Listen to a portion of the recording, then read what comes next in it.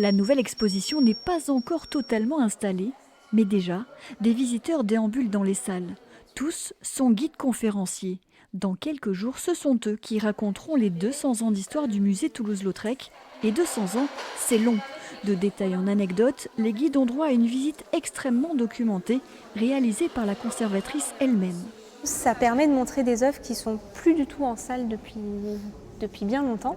Des oiseaux empaillés, ça on sait qu'on en avait énormément. On a mis deux petites statuettes égyptiennes, deux Oushepti. Le Sassoferrato qu'on a enfin fait restaurer du coup et qui ressort très bien parce que lui il était très jauni. Cette exposition retrace la vie du musée avant et après 1922, date de la donation des œuvres de Toulouse-Lautrec.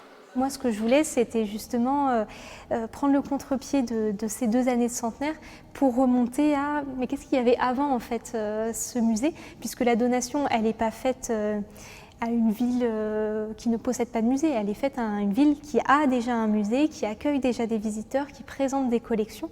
Et donc moi, je voulais montrer ce premier musée d'Albi, et en fait le musée d'Albi avant le musée Toulouse-Lautrec.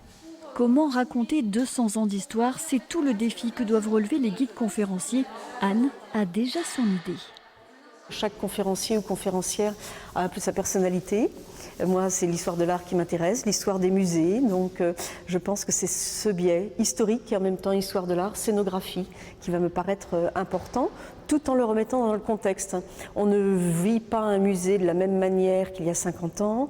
On ne présente pas les œuvres de la même manière et ça me paraît tout à fait intéressant. Au musée Toulouse-Lautrec, une collection peut donc en cacher beaucoup d'autres.